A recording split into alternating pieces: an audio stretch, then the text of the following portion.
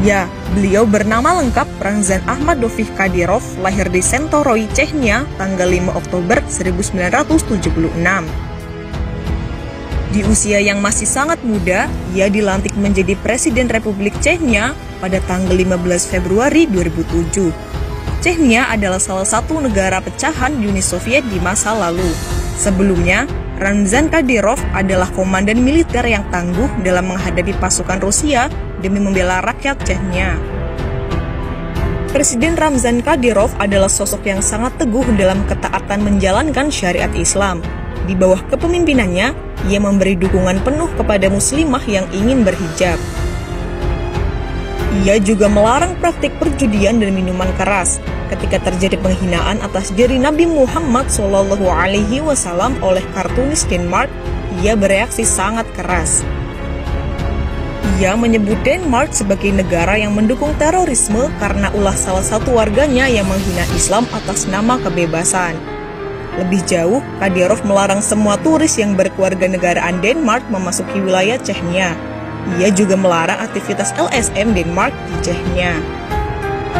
Tidak hanya dikenal tegas dan berani, ia juga disebut sebagai presiden panutan dalam menerapkan nilai-nilai dan ajaran agama Islam. Setidaknya ada beberapa kebiasaan dan program yang diterapkan sejak awal memimpin Chechnya. Di antaranya, pertama, selalu membaca sholawat sebanyak mungkin setiap harinya. Kedua, semua pejabat negara dan menteri wajib sholat isya dan subuh berjamaah di masjid. Yang tidak melaksanakan akan dipecat dari jabatannya. Ketiga, anaknya yang berumur sekitar 10 tahun telah menghafal Al-Quran. 4. Cinta pada ulama. Ramzan Kadyrov dikenal sebagai sosok pemimpin yang cinta dan dekat dengan ulama. Terlepas dari sikap tegasnya dalam membela Islam, Kadyrov adalah sosok yang lembut. Lisannya tak pernah kering dari melantunkan sholawat Nabi. Ia pun mengajak seluruh aparatur negara untuk membiasakan diri membaca sholawat Nabi. Menurut beberapa sumber terpercaya, Ramzan memang seringkali tampak menggumamkan sholawat kepada Nabi Muhammad manakala tak sedang berbicara. Tidak itu saja, presiden yang kini berusia 41 tahun ini juga mewajibkan seluruh polisi dan tentaranya untuk sholat subuh dan isya berjamaah di masjid. Kabarnya, siapa saja yang membangkang terhadap perintah ini, maka resikonya adalah dipecat dari jabatannya. Saat sholat Jumat tiba, presiden yang taat ini tidak mau berada pada saf terdepan. Itu adalah sebagai bentuk penghormatannya terhadap para alim ulama pada saf pertama dan kedua.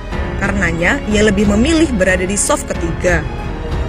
Wajahnya jauh dari klimis, orangnya tegas dan tidak bertele-tele, suka memelihara kucing, siam, dan singa Afrika. Ramzan Kadyrov berasal dari dunia yang cukup keras.